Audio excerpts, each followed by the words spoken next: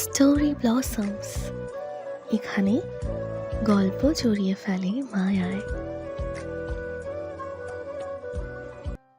সে কি কোনো ডিরেক্টর বা প্রডিউসারের সাথে একবার কথা বলে দেখবে? দেখা উচিত, কারণ এসব ট্যালেন্ট কাজে লাগানো উচিত। এরা দেশের এক একটি রত্ন, এদের যত্ন করা আবশ্যিক। এসব ভেবে সে সময় দেখল। সেহরির পর মসজিদে নামাজ পড়ে বাড়ির দিকে যায়নি কেউই। দুই ভাই বাইক নিয়ে টই টই করে ঘুরে ফিরে পার্টি অফিস দেখাতে এনেছিল শাওনকে। কিন্তু এসে দেখে পার্টি অফিসের ভেতর ভাঙচুর করছে কনক। ওর রাগ যেন আকাশচুম্বী, যা সামনে দেখছে তাই ভাঙছে। কনক বোনের কবর জিয়ারত করে ছুটে এসেছে শাওনকে মারতে, কারণ ওর ভাষ্য মতে শাওনই ওর বোনের মৃত্যুর জন্য দায়ী, তাই শাওনকে না পেয়ে ওর জিনিস নষ্ট করছে। সব ভাঙা হলে যখনই আগুন দিতে যাবে তখন সেখানে শাওন আর রুবাব উপস্থিত হয়। প্রথম সেহেরি বিধায় ছেলে পুলেও যে যার বাড়িতে সেহেরি সেরেছে কেউ ছিল না এদিকটায়। তবে তালা মারা ছিল অফিসের মূল ফটকে। তালা ভেঙে ঢুকেছে কনক। দূরে দাঁড়িয়ে ওর পাগলামি দেখছিল শাওন, কিন্তু তাকে যখন আগুন দিতে দেখলো তখন দৌড়ে এসে আটকায় শাওন। স্বাভাবিক স্বরে বলে, দেখ ভাই, আমি ভদ্র হয়ে গেছে, রোজা আছে, নামাজে যাওয়ার আগে না হওয়া বউকে ছুঁয়ে কথা দিয়েছে, একটা মাস গালি টালি দেব না, অকারণে কাউকে মারবো না। তবে হ্যাঁ, যে চোদনা অকারণে আমার পেছনে শ্বশুরে দিতে আসবে তাকে সুস্থভাবে ফিরতেও দেব না। তুইও দুষ্টামি করিস না, মায়ের ছেলে মায়ের কোলে ফিরেছে, বারবার এক কথা বলতে পারবো না। যা যা, বাড়ি যা। বাড়ি যাবে? যাবে তো। আগে তোর 3 বোনের এক বোনকে দে, খেয়ে কবরে শুয়ে আসি। এই বালের বাল রাগুরাস না বলে দিচ্ছে। তুমি আমার বিয়ে করে বউ না, যে আদর করার লোভে ঘরে আটকাতে তোমার হাঁচুদা কথাবার্তা কোকরাসে গেলে যাব। আমি কথা গিলবি কেন? আর গিলতে পারলে তো গিলবি।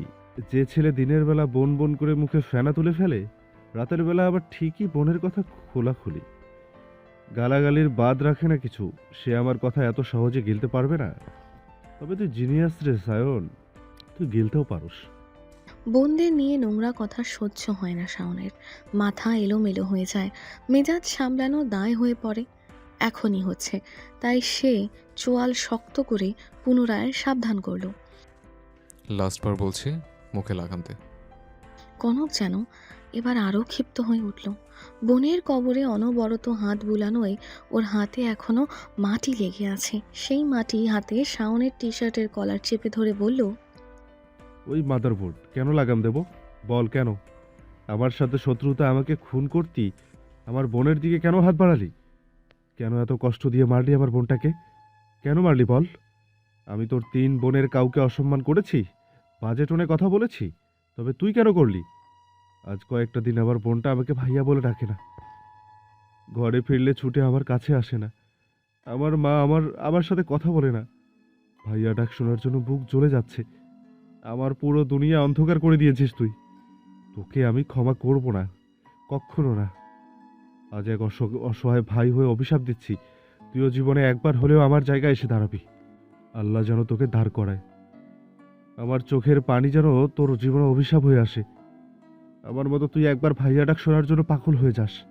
তোকেও যেন বোনের নগ্ন দেহের সামনে দাঁড়াতে হয়, চোখে দেখতে হয় আদরের বোনের ক্ষতবিক্ষত লাশ। বোনকে দেওয়া নামটা দেখে সবাই যখন ধর্ষিতা নামে ডাকবে তখন শুনতে কেমন লাগে তুইও যেন বুঝিস। তোর জীবনেও যেন এমন তিক্ত অভিজ্ঞতা আসে। শাওন আর সহ্য করতে পারল না। শক্ত হাতে ঘুষি মেরে দিল কনকের নাক বরাবর। গল গলিয়ে রক্ত বেরিয়ে এলো। পাল্টা আক্রমণ কনকও করল। সেও বসালো আরেক ঘুষি। তবে শাওন একের পর এক এলো পাথারি মারতে শুরু করলে রুবাব তাদের আটকাতে চাইলেও পারল না। আজম শীষ বাজাতে বাজাতে এসে দাঁড়িয়েছে কেবল। ঘটনা বুঝে দৌড়ে গেল তাদের কাছে। শাওন যেন উন্মাদ, ভিড়ে জমে গেছে পথচারীদের। রুবাব আর আজম কোনো মতে ছাড়াতে গেলে শাওন বলল, হাই শুয়োরের বাচ্চা, কতবার বলবো তোর বোনকে রেপ করে নি? শালা বাইচুত, আমার কি মেয়ের অভাব? আমাকে কি তোর মতো ভাদ্রমাসের কুকুর পেয়েছিস যাকে তাকে লাগিয়ে বেড়াবো? আমার এক ইশারে যথেষ্ট তোর বোনের থেকে শতগুণ সুন্দর মেয়েকে বিছানা তোলার। রেপ টেপ করে আমাকে তুমি রোজ রোজ এই ভোজন গান শোনাও। আজ তোমার ভোজন গান তোমারই পেছনে পড়বো শালা। কথা বলে শাওন কনককে ধাক্কা মেরে অফিস রুমে ঢুকলো। তারপর ড্রয়ার খুলে একটা পেন ড্রাইভ এনে কনকের মুখের উপর ছুঁড়ে মেরে বলল, ধরেছ তো? এটা দেখ, কে তোর বোনকে রেপ করিয়েছে। সেই সাথে সরে না, তোদের চোদার সময় নেই শাওনের। আমার রুচি এত জঘন্য না। সর চোখের সামনে থেকে, যা সর। আজকের পর থেকে যদি আমার চোখের সামনে পড়িস তাহলে তুই শেষ। কথা বলে কনককে আর একটা কিক মারতেই রুবাব কানে ফোন ধরা অবস্থায় চিৎকার করে উঠল। শাওন ভ্রু কুচকে তাকালে রুবাব বলল, ভাই শুদ্ধ কল করেছে, দ্রুত হাসপাতালে চলো। তোমার আর সামনের নাকি একই ব্লাড। তো জুনিয়রদের অ্যাক্সিডেন্ট হয়ে গেছে ভাই, দ্রুত চলো। এরপর সংক্ষিপ্ত আকারে পুরো ঘটনা শুনে শাওন প্রাণপণে বাইক নিয়ে ছুটতে শুরু করলো। তাদের যেতে দেখে কনক মুখ ভর্তি রক্ত থু করে ছুঁড়ে ফেলল। তারপর হাত দিয়ে নাক মুছে মাটিতে শুয়ে বলল, মৌমাছির চাকের মতো তোর বিপদ ঘুরঘুর করছে রে সায়ন। কতদিন সামলাবি তুই? কতবার সেভ করবি বোনেদের? তোর বাগানের সেরা ফুলটাকে তুলবে ইয়াসির, দুমড়ে মুচড়ে শেষ করবেই সে।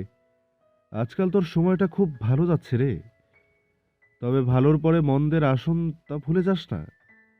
আবার বিশ্বাস, তোদের নাকানি চুবানি খাওয়াতে শুধু ইয়াসিরই যথেষ্ট। রেডি থাক, একে একে সব ব্যথা ফিরিয়ে দেওয়া হবে তোদের। নামের এক উন্নত মানের হসপিটালের ওটির সামনে দাঁড়িয়ে আছে চৌধুরী নিবাসের প্রত্যেকটা সদস্য। চোখ ভর্তি জল নিয়ে চাতক পাখির ন্যায় তাকিয়ে আছে ওটির দরজার দিকে। সাম্য সৃজনের অপারেশন এখনও চলমান। গাড়ির কাজ ঢুকে গেছে বাচ্চা দুটোর মাথায় ও বুকে। গুরুতর আঘাত পাওয়ার সাথে সাথেই জ্ঞান হারিয়েছিল ওরা। পথচারী মানুষটি সিমিনকে ভুল তথ্য জানিয়েছিল সিরাত তেমন আঘাত পায়নি, অথচ হসপিটালে এসে দেখা গেছে সবচেয়ে সে বেশি আঘাতপ্রাপ্ত। অসহায় মা হয়ে যখনই বুঝেছে গাড়িটা তাদের দিকে ধেয়ে আসছে, তখনই সে বাচ্চা দুটোকে বুকে আগলে নিয়েছে। ফলস্বরূপ ওনার পিঠে লেগেছে সম্পূর্ণ আঘাত।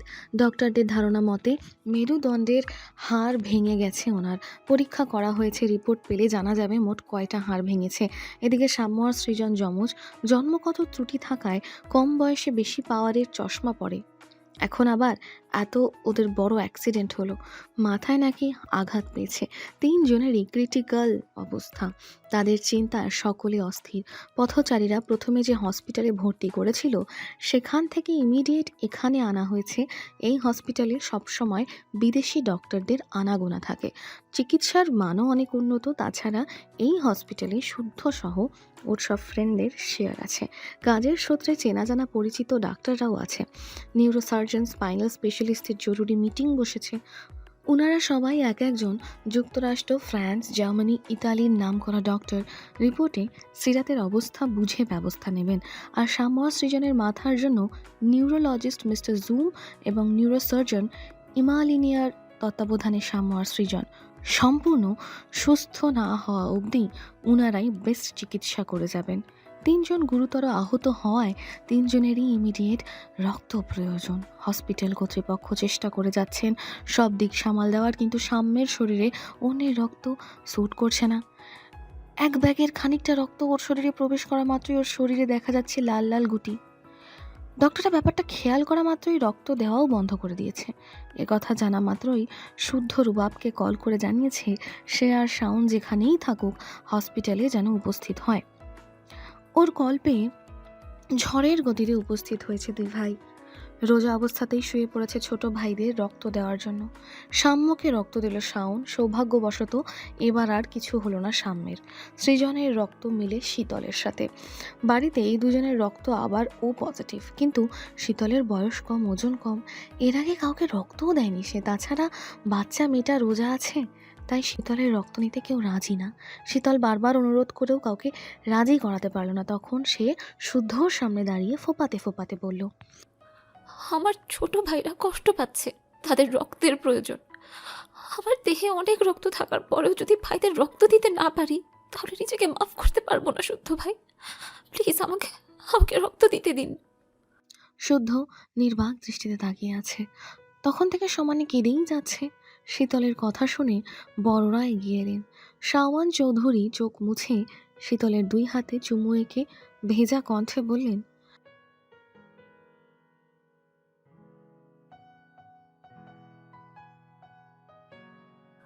আমার কিচ্ছু হবে না চাচ্চু, তোমরা বোঝার চেষ্টা করো, সত্যি বলছি আমার কিচ্ছু হবে না, আমাকে রক্ত দিতে দাও, আমি রক্ত দেব।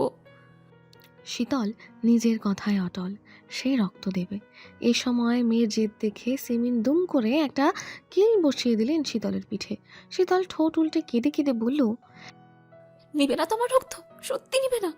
তাহলে আমিও বলছি, এখন আমার রক্ত না নিলে আমি এক্ষুনি বাসায় যাব, তারপর ধারালো ছুরি দিয়ে হাত কেটে রক্ত ঝরাবো। যে রক্ত আমার ভাইয়ের গুরুতর অবস্থাতে কাজে লাগে না, সেই রক্ত শরীরেই রাখবো না। এ কথা শুনে অনেকে তাকে বোঝালেও কাজ হলো না। জেদি একরোখা শীতলের জেদের কাছে সবাইকে হার মানতেই হলো। সে ছোট ভাইকে রক্ত দেবেই দেবে। ওর এমন পাগলামিতে শুদ্ধও আর বারণ করলো না। নার্সকে ইশারা করে শীতলকে ভেতরে নিয়ে যেতে বলল। একটু পরে এক মেয়েকেও সেখানে পাঠালো। মেয়েটি নার্সকে যেতে বলে শীতলের সাথে টুকটাক কথা বলতে বলতে রক্ত নেওয়ার প্রসেস শুরু করলো। গল্পে গল্পে বোকা শীতলটা খেয়াল করেনি শুদ্ধর ইশারায় হাফ ব্যাগেরও কম রক্ত নেওয়া হয়েছে, এবং সেটা যেন শীতলের চোখে না পড়ে, তাই অন্য ব্যাগ ভর্তি রক্ত রেখে দেওয়া হয়েছে। ব্যাগ ভর্তি রক্ত দেখে শীতল ভেবেছে ওর রক্ত, তাই রক্ত দেওয়ার শেষে ওর মুখে হাসি ফুটেছে। কিন্তু উঠতে গিয়ে মাথা ঘুরে চোখে অন্ধকার দেখেছে। দুর্বলতায় পড়তে গেলে শক্ত একজোড়া হাতের মালিক তাকে আগলে ধরেছে। শীতলের মাথা ঠেকেছে এক মানবের প্রশস্ত বুকে। শীতলের চোখ বন্ধ করে আঁকড়ে ধরেছে সেই মানুষটাকে। নাকে বিঁধছে পরিচিত ক্রিড অ্যাভেঞ্চার্স নামক আইকনিক বিলাসবহুল পারফিউমের সুঘ্রাণ, যেটা ফ্রুটি, ইউডি, স্মোকি এবং খুবই ব্যালেন্সড। তাদের বাড়িতে শুদ্ধ ভাই এটা ব্যবহার করে। সেই হিসেবে নেত্রজোড়া না খুলেই আত্মবিশ্বাসের সাথে বলে দিতে পারবে এটাই ওর শুদ্ধ ভাই। পড়তে নিলে শুদ্ধ এখন নিশ্চয়ই তাকে ঝাড়ি মারবে। সে কথা ভেবে সেভাবে বুকে মাথা ঠেকিয়ে বিড়বিড় করে বলল, একদম ঠিক আছে শুদ্ধ ভাই, সামান্যই একটু মাথা ঘুরছে, এই যা। এ কথা শুনে শুদ্ধ বেশ কিছুক্ষণ সেভাবে দাঁড়িয়ে রইল। তারপর পাশের একটা কেবিন দেখিয়ে সিমিনকে বলল শীতলকে শুইয়ে দিয়ে আসতে, কিছুক্ষণ রেস্ট নিক সেখানে। শুদ্ধর কথা শুনে সিমিনও তাই করলেন। এদিকে শুদ্ধর কল পেয়ে ছুটে এসেছে হাসান, কামরান, অর্ক। কিছুদিন ধরে বিশেষ কাউকে নজরদারিতে রাখতে গা ঢাকা দিয়েছিল ওদেরকে। কাজের কাজ হয়ে গেছে এবং পাকাপোক্ত খবর এনেছে এই ঘটনাটা পরিকল্পনা মাফিক। এসব ঘটিয়েছে মাফিয়া কিং ইয়াসের শেখ, তবে কারো কাছে সেটা প্রকাশ করলো না, নিজেদের মাঝে গোপন রাখলো। ওরা ম্যাজিকের মতো ব্যাগ ব্যাগ রক্তেরও ব্যবস্থা করে ফেললো। ওদের এক একজনের উপস্থিতিতে ব্যস্ত হয়ে পড়ল ডক্টররা, নার্সরা। চৌধুরীরা এতদিন ভেবেছিল সাধারণ বেশে চলা ছেলেগুলো হয়তো খুব সাধারণ, কিন্তু এখন বুঝলো ওরা এক একজন বড় মাপের মানুষ। ওরা যা সেটা কাউকে বুঝতে দেয় না। 2 ঘন্টা পেরিয়ে গেলে ওটির লাল বাতি নিভে গেল। রক্তমাখা ডক্টরি পোশাকে বেরিয়ে এলেন কয়েকজন ডক্টর। বিপদ তখনও না কাটলেও জানালেন গা মাথা থেকে কাজ বের করা হয়ে গেছে। আশা করা যাচ্ছে যা হবে ভালোই হবে, তবে অবজারভেশনে থাকবে ওরা। সিরাতের অবস্থা পূর্বের মতোই আশঙ্কাজনক। ডক্টরদের রিকোয়েস্ট করে বাড়ির সবাই দরজার বাইরে দাঁড়িয়ে এক নজর সাম্য সৃজনকে দেখলেন। জান বাচ্চা দুটোর সারা শরীরে ব্যান্ডেজ নিয়ে নিথর হয়ে শুয়ে আছে, চোখ জোড়া বন্ধ। কখন খুলে সেই চোখ? পূর্বে মতে চেঁচিয়ে ডাকবে সবাইকে, গলা ফাটিয়ে কান মাথা ঝালাপালা করে দেবে, টাকা নেওয়ার আবদার নিয়ে ঝুলে পড়বে শুদ্ধ শাওনের গলা ধরে, খাবার নিয়ে শীতলের সাথে ঝগড়া করবে কখন?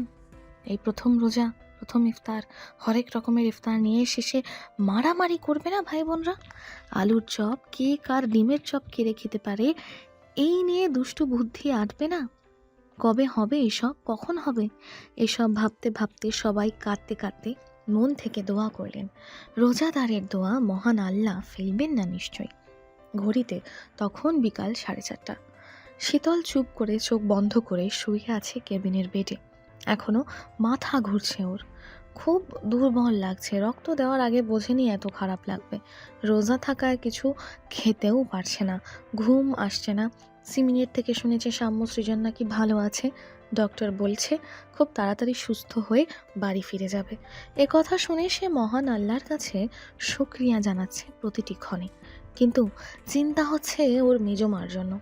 বাড়িতে ওদের মায়েদের মধ্যে সবচেয়ে বেশি ফ্রেন্ডলি সিরাত। ওরা বোনরা পার্সোনাল সব কথাগুলো আগে মেজো মাকেই জানায়, সমাধানও পায় জলদি জলদি। মেজো ঠিক হয়ে যাবে তো। এসব ভাবতে ভাবতে ওর চোখের কোণ গড়িয়ে জল গড়িয়ে গেল। আঘাত পেয়ে কতই না কষ্ট পেয়েছে ওর মেজমা। চোখের উপর হাত রেখে নীরবে কাঁদতে কাঁদতে কারো উপস্থিতি টের পেল। কান্নার শব্দ যেন সেই ব্যক্তি বুঝতে না পারে, তাই নিজেকে সামলালো, কিন্তু লাভ হলো না। চোখ মুছতে না মুছতেই চোখ ভিজে উঠল। কেবিনের দরজা ভিজিয়ে রুবাব ভেতরে এসে বসলো বোনের শিয়রে। এক হাত শীতলের মাথায় রাখলে শীতল চোখ খুলল, জোরপূর্বক হাসার বৃথা চেষ্টা করলো। তাকে চোখ মুখ দেখে রুবাব দীর্ঘশ্বাস ফেলল। মেয়েটা কারো কষ্ট দেখতে পারে না। পর কিংবা আপন কাউকে কষ্ট পেতে দেখলে সেও কষ্ট পায়। এ নরম হলে কিভাবে হবে? এই পুতুলটাকে শুদ্ধ সামলাবে কিভাবে দুনিয়াদারি বোঝাবে? মনে মনে এসব ভেবে সে শীতলের মাথায় হাত বুলিয়ে দিল। তারপর ওর বোনের মন ভালো করতে ঠোঁটে হাসি ফুটিয়ে বলল, শুদ্ধ পাঠালো তোর খোঁজ খবর নিতে। শুদ্ধ ভাই কোথায়? কোথায় যেন গেল, যাওয়ার আগে বলে গেল তোর খেয়াল রাখতে। এ কথা শুনে শীতলের মুখ মলিন হয়ে গেল, ভেজা চোখের কোণে জমল অশ্রুকণা। সেদিনের পর থেকে শুদ্ধ ওর সাথে কথা বলে না, সে বলতে গেলেও না। এই তো কিছুক্ষণ আগে রক্ত দিতে চাইলে সবাই বারণ করলো, কত বকলো, কিন্তু শুদ্ধ দাঁড়িয়ে দাঁড়িয়ে শুনলো, ওর দিকে তাকালোও না, কিছু বললও না। অন্য সময় হলে ধমকে নতুবা চেলা কাঠের বাণী বরাদ্দ রাখত। সামান্য একটা ভুল করেছে, না হয় তাই বলে কথা বলাই বন্ধ করে দিতে হবে? সে জানে না তাকে না জ্বালালে, ওর সাথে ঝগড়া না করলে ওর দিন ভালো যায় না, একদণ্ড শান্তিও পায় না। তবুও এত পাষাণ হতে হবে? কেন হতে হবে? একটু নরম হলে কি হয়? ওর বেলায় এত কঠিন পানিশমেন্ট কেন? এসব ভেবে সে কান্না সামলাতে পারল না। ঠোঁট উল্টে শব্দ করে কেঁদে ফেলে বলল, সেদিনের পর থেকে শুদ্ধ ভাই আমার সাথে কথা বলে না, ওনার রুমেও ঢুকতে দেয় না, আমাকে একেবারে পর করে দিয়েছে। শীতলকে এভাবে কাঁদতে দেখে রুবাব ভ্যাবাচাকা খেয়ে গেল। হাসিও পেল খুব, তবে এখন হাসলে চলবে না, তাই স্বাভাবিক কণ্ঠে বলল, আরে ধুর, কাঁদছিস কেন বোকা মেয়ে? শুদ্ধ খেয়াল রাখতে তো আর কমতে রাখছে না। জানিস কতবার দেখে গেছে তোকে, যাওয়ার আগে বারবার তোর দিকে খেয়াল রাখার কথা বলে গেছে। যে খেয়ালে পরপর অনুভব হয় সেই খেয়াল লাগবে না আমার। তুমি শুদ্ধ ভাইকে বলো আবার আগের মতো হয়ে যেতে। সেটা আর হবে না রে পাগলি। কেন হবে না? ঘুমন্ত সিংহকে খুঁচিয়েছিস তুই, অথচ তার হিংস্র থাবা হজম করবি না। শুদ্ধ ভাই ঘুমন্ত সিংহ? কি সব বলছো ভাইয়া? কিছুই তো বুঝতে পারছি না। রুবাব হাসল। এই পাগলিটাকে কি করে বোঝাবে ওর শুদ্ধ ভাই শাসনের আড়ালে পৃথিবী সমান ভালোবাসা লুকিয়ে রেখেছে। সে ছোট, সরল মনা বিধায় ছেলেটা ওর নিজের সুপ্ত অনুভূতিটুকু সন্তর্পণে লুকিয়ে রেখেছে। এক বুক ভালোবাসা বুকে রেখে কখনো বুঝতে দেয় না এই চঞ্চলার প্রতি ভীষণভাবে দুর্বল সে। দুর্বল না হয়েও কি আর থাকা যায়? কথায় কথায় এত মারে বকে, তবু এই মেয়েটা ওর কাছেই যায়, ওর আবদার শুদ্ধর কাছে। কারণে অকারণে রাগ অভিমান দেখানোর মানুষটা ওই শুদ্ধই। শুদ্ধকে ভয় পায় না তাও না, ভয় পায় আবার তর্কও করে। এত মার খায় তবু ঘুরে ফিরে ওরই জিনিসপত্র ঘাটাঘাটি করে, কারণ ওর শুদ্ধ ভাই ওকে প্রশ্রয় দেয়। শাসনের আড়ালেই থাকে প্রশ্রয়। এই অবুঝ মেয়েটাও বোঝে না এসব, কবে বুঝবে আর? তবে একটা কথা না বললেই নয়, এই পাগলিটার মধ্যে এমন কিছু আছে যার জন্য শুদ্ধর মতো সংযমী এক ছেলেও মন হারিয়েছে। শীতল নিজের অজান্তে ওর মনে প্রাণে প্রেম পুষ্প ফুটিয়েছে, তবে সে সত্যিই সন্দিহান এই ছেলে আদৌ কখনো নিজের মুখে ভালোবাসার কথা প্রকাশ করবে কিনা। শীতলের সৌভাগ্য হবে কিনা শুদ্ধর মুখে ম্যাজিক্যাল শব্দ শোনার। মনে মনে এসব ভেবে রুবাবকে হাসতে দেখে শীতল মুখ ঘুরিয়ে নিল। সে কষ্ট পাচ্ছে, অথচ রুবাব ভাই হাসছে। সব ভাইগুলো কেমন যেন হয়ে যাচ্ছে, কেউ তাকে ভালোবাসে না, সব কষ্ট দেয়। শীতলকে মুখ ঘুরাতে দেখে রুবাব বোনের মুখটা ওর দিকে ঘুরিয়ে নিয়ে বলল, নির্দিষ্ট একটা সময় সবার জীবনে প্রেম আসে, সেই প্রেম ধরা দেয় বসন্ত রূপে। রঙিন কিছু স্বপ্ন লুটোপুটি খায় নিদারুণ প্রেম অনুভূতিতে। তবে এ বসন্তের কারণে বারণে রয়েছে ভিন্নতা, মিশে রয়েছে মুগ্ধতা ও দগ্ধতা। এই বসন্ত ফাগুনের আগুনের ন্যায়। সেই আগুন নিজেকে যেমন পোড়ায়, সেই সাথে অন্যকেও পোড়ায়। রুবাবের কথার আগা মাথা কিছুই বুঝল না শীতল, শুধু ড্যাব ড্যাব করে তাকিয়ে রইল। রুবাবও বুঝলো শীতল কিছুই বুঝেনি, তাই কথা বাড়ালো না, বুদ্ধি খাটিয়ে অন্য প্রসঙ্গ তুলল। সেই মুহূর্তে দরজা খুলে হন্তদন্ত হয়ে শখ ছুটে এলো, কেঁদে ফেললো মুখে হাত চেপে। এসবের কিছু জানতো না সে। ফোন বন্ধ রেখে ল্যাবে কাজ করছিল, পরীক্ষাও ছিল। বিকেলে বাড়িতে ফিরে স্বর্ণের থেকে সব শুনে তাৎক্ষণিকই ছুটে এসেছে। স্বর্ণও আসছিল হঠাৎ মাঝপথে, কি কাজ পড়েছে বিধায় বাড়ির দিকে ফিরে গেছে।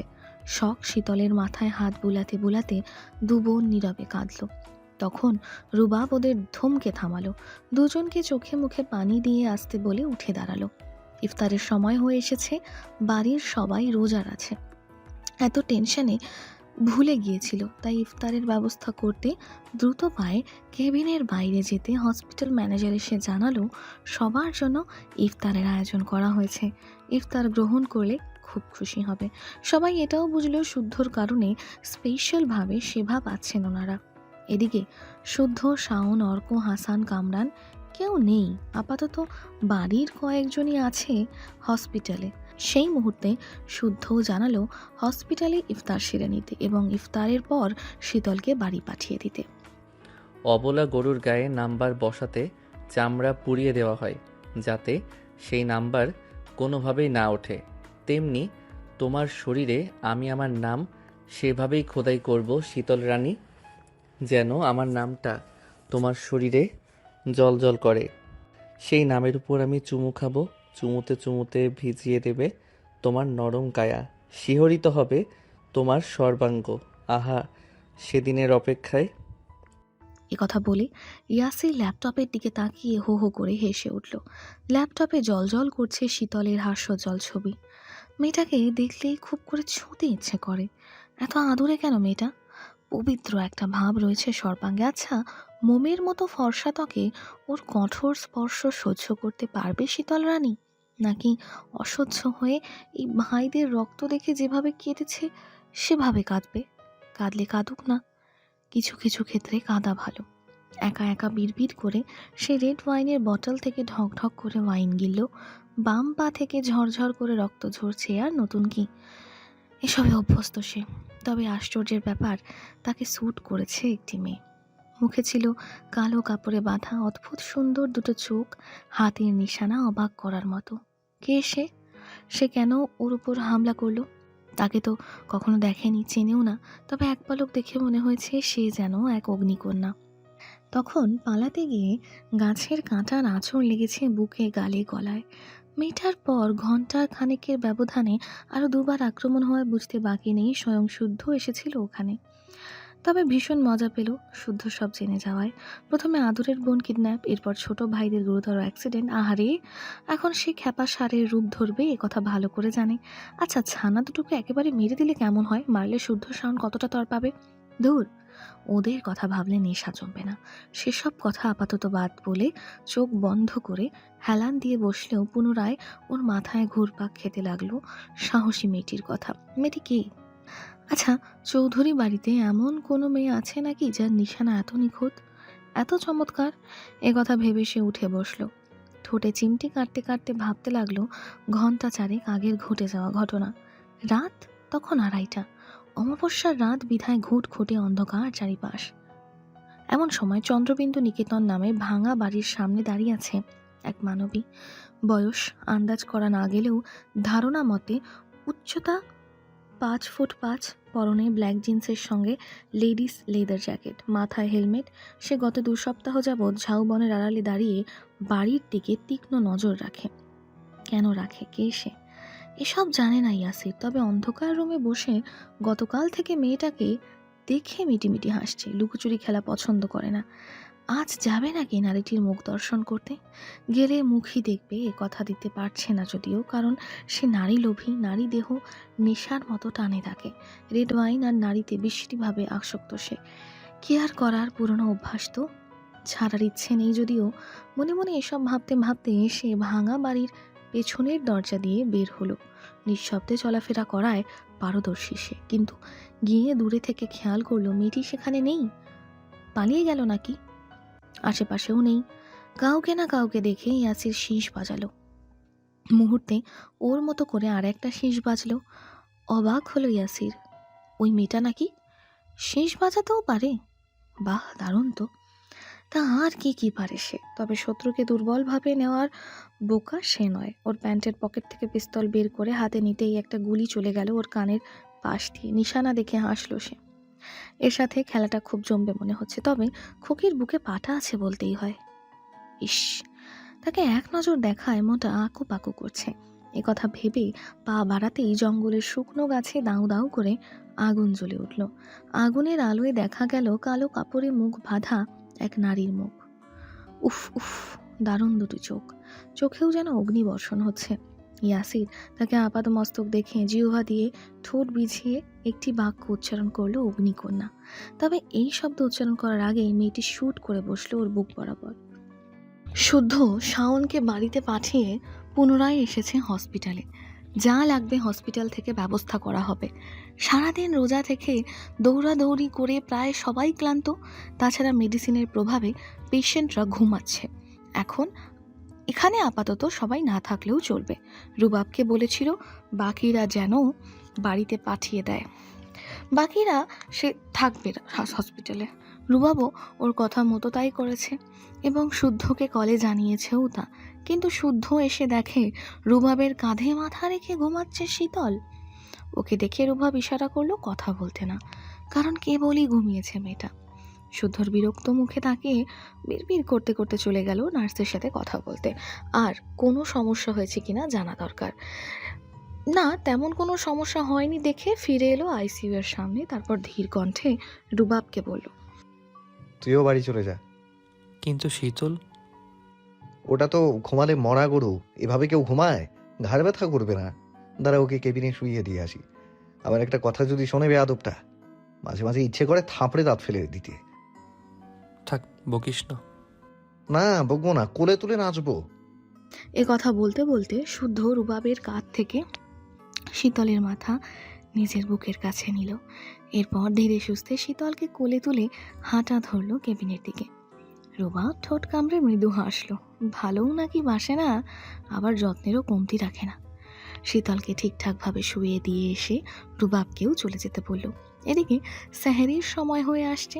রুবাব ওদেরকে সাবধানে থাকতে বলে রওনা হলো বাড়ির পথে। শুদ্ধ ক্যাবিনে ফিরে পাশের ফাঁকা বেডে শরীর এড়িয়ে দিল। কি ভেবে যেন ঘাড় কাত করে তাকালো ঘুমন্ত শীতলের দিকে। এই বোকা রানীটা জানে ওর জন্য কত কি ঘটেছে। এমনকি সে এত রাতে কোথায় থেকে ফিরল, কার সাথে দেখা করতে গিয়েছিল, কিছু জানে না। হয়তো জানবেও না, কারণ বর্তমানে ওর ত্রিসীমানায় কাছে কঠোর নজরদারি, সতর্কতা না রেখেও উপায় ছিল না। কারণ ঘোর বিপদ যে দৌড় গোড়ায়, এসব ভেবে সে নিঃশব্দে উঠে বসল।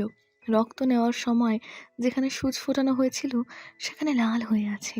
মেয়েটার শরীর এত নাজুক, আলতো স্পর্শেও লাল হয়ে যায়। সে হাত থেকে নজর সরিয়ে তাকালো ওই আদুরে মুখটার দিকে। ওই আদুরে পুতুলটাকে ভালোবাসার কারণ জানে না, তবে ছোট থেকে কেন জানি মনে হতো এই জীবন্ত পুতুলটা শুধু ওরই রুমে শোভা বাড়াবে। ওরই হবে, হতেই হবে, কারণ পুতুলের জন্য ওর বুকটা হবে নিরাপদ আবাসস্থল। একথা ভেবে সে উঠে দাঁড়ালো। বটল থেকে পানি নিয়ে পুনরায় শুতেই শাওনের থেকে মেসেজ এলো, শি ইজ ওকে। মেসেজ দেখে স্বস্তির শ্বাস ছাড়লেও বুকের দাবানল যখন যেন জ্যান্ত, এবং এটাও অবগত ওই দাবানল এত সহজে থামার নয়। মনে মনে এসব ভেবে ঘুম আসবে না জেনেও চোখ জোড়া বন্ধ করে নিল। কারণ আর পাশের বেডে থাকা ঘুমকুমারি চোখের পাতা পিট পিট করছে। এতক্ষণ সে অভিনয় করছিল বুঝতে বাকি রইল না। দিনকে দিন এত ফন্দিবাজ হচ্ছে মেয়েটা। তবে এই মুহূর্তে বাজিটার বাচালতার হাত থেকে বাঁচতে তাকেও এখন ঘুমানোর অভিনয় করতে হবে। সত্যি সত্যি শুদ্ধর চোখের পাতা বন্ধ করতেই শীতল চোখ খুলে তাকালো। কিছুক্ষণ ড্যাব ড্যাব করে তাকিয়ে দেখলো ঘুমন্ত শুদ্ধকে। বালিশ ছাড়াই ঘুমাচ্ছে মানুষটা।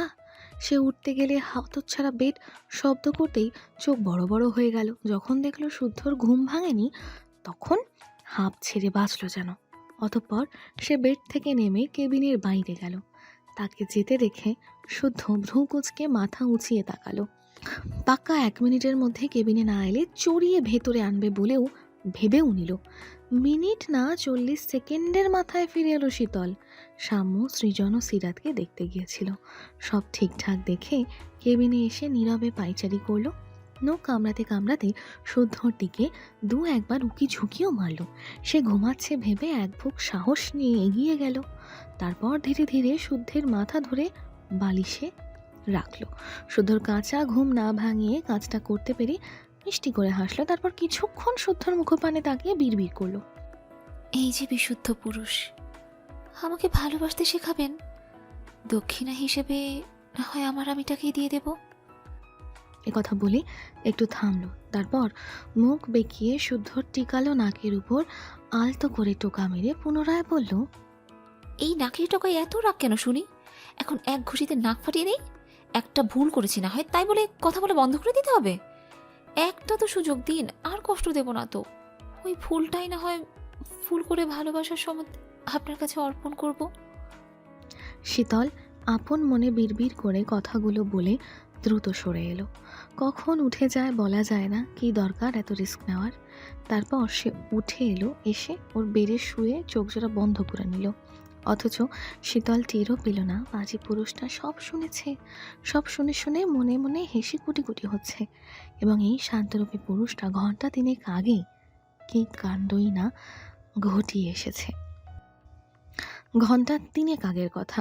কালো কাপড়ে মুখ বাঁধা এক নারীর মুখ। উফ উফ, দারুণ দুটি চোখ, চোখেও যেন অগ্নিবর্ষণ হচ্ছে। ইয়াসির তাকে আপাতমস্তক দেখে জিহ্বা দিয়ে ঠোঁট ভিজিয়ে একটি বাক্যই উচ্চারণ করলো, অগ্নিকন্যা। তবে এ শব্দ উচ্চারণ করার আগেই মেয়েটি শুট করে বসলো ওর বুক বরাবর। যদিও টার্গেট বুঝে দ্রুততার সাথে বসে পড়েছিল মাটিতে, এর পরপরই উঠে দাঁড়িয়ে মেয়েটা আর পায়নি। এদিক ওদিক খুঁজতে গিয়ে শুনতে পায় কারো ফিসফিসানি শব্দ। সেই শব্দ অনুসরণ করে একটু এগোতেই হাতের ঘড়িটা রেড অ্যালার্ট দিতে থাকলো অনবরত। অর্থাৎ এখানে সেভ নয় সে। সেটা দেখেও হাসলো। ছোট থেকে বড় হয়েছে রিস্ক নিতে নিতে। জীবন নিয়ে বাজি ধরতে ওর ভালোই লাগে। তো কথা, মাফিয়া কিন্তু এমনি এমনি হয়নি। সামান্য রেড অ্যালার্টে যদি পিছনে যায় তাহলে কি ভালো দেখায়? না, মোটেও না। এছাড়া কাপুরুষরা পালায়, কথা ভেবে এসে ক্রুদ্ধ হেসে পেছনে সরতেই কারো উপস্থিতি টের পেল। চট করে পেছনে ঘুরে পিস্তল তাক করতেই দূর হতে জ্বলন্ত অগ্নিশিখায় ধীরে ধীরে স্পষ্ট হলো সোয়াইব শুদ্ধর শক্তপোক্ত শারীরিক অবয়ব। ওর থেকে 5 হাত দূরত্বে দারুণ এক ভঙ্গিমায় দাঁড়িয়ে আছে ছেলেটি। তীক্ষ্ণ চাহনিতে তাকিয়ে আছে ওরই দিকে। ছেলে হয়েও সে বলতে বাধ্য, এই সায়েন্টিস্টের অ্যাটিটিউডের হাই লেভেলের ওর পার্সোনালিটির পরিচয় দেয়। বডি ফিটনেস দেখতে যেমনই তেমনই ধারালো ওর ধূর্ততা। নয়তো এত তাড়াতাড়ি ওদের মুখোমুখি হওয়ার কথা না। শুদ্ধও সরাসরি দেখলো মাফিয়া কিংয়ের সুদর্শন রূপ। ইয়াসিরের নীলাভ চোখ আর ফেস বলে দিচ্ছে দেশি বিদেশি মিলেই ওর মুখাবয়ব। অদ্ভুত রকমের সুন্দর দুটি চোখ, ডান চোখের পাশটায় কাটা দাগ, নিখুঁত শারীরিক গঠন এবং গায়ের রং ফর্সা। বয়সটা সম্ভবত 35 থেকে 38-এর কাছাকাছি। এই হচ্ছে মাফিয়া কিং ইয়াসির খান। এতদিন ছবি কিংবা ভিডিওতে দেখার পর শুদ্ধকে সামনাসামনি দেখে ফিচেল হাসলো ইয়াসির। শুদ্ধকে এখানে দেখে কিছুটা অবাকই হয়েছে, তবে বিস্ময় ভাবটা চট করে লুকিয়ে ফেলল। শত্রুকে দুর্বলতা দেখাতে নেই। দুজন মুখোমুখি দাঁড়িয়ে আছে, হাইট প্রায় সমানে সমান, মুখে রা শব্দ নেই কারো। তবে যার চোখে ভয়াল শিকারী চাহনি, সে চাহনিতে যেন ধ্বংস অনিবার্য। ওদের দেখে মনে হচ্ছে একজন ভয়ানক হারপিয়া তো আর একজন আকুইলা ক্রিসাইটোস, দুজনই শক্তিশালী শিকারী। শুদ্ধ ইয়াসিরের দিকে তাকিয়ে একটা কাঠের গুঁড়ির উপর পা তুলে রাজকীয় ভঙ্গিমায় বসলো। বসার ভঙ্গিমাও ছিল চমৎকার। ওর দৃষ্টি নিবদ্ধ এখনও ইয়াসিরের দিকে। তাকে বসতে দেখে ইয়াসিরও বুঝে নিল কিছু বলতে চায় শুদ্ধ, কি বলে শোনা দরকার। তাই সেও এক পায়ের উপর পা তুলে বসলো মরা গাছের গুঁড়ির উপর। তারপর হাতে থাকা পিস্তল দিয়ে ঘাড়ের কাছটায় চুলকাতে চুলকাতে বলল, ঘুরিয়ে পেঁচিয়ে কথা বলতে পারি না আমি। কাজের কথায় আসা যাক। যাক। FGSL নামে যেই ফর্মুলা তৈরি করেছিস ওটা আমার চাই। ফর্মুলার কথা শুনে শুদ্ধ অদ্ভুত কায়দায় এক ভ্রু বাঁকিয়ে বলল, তারপর ওটা আমার লাগবে। এইটুকুই?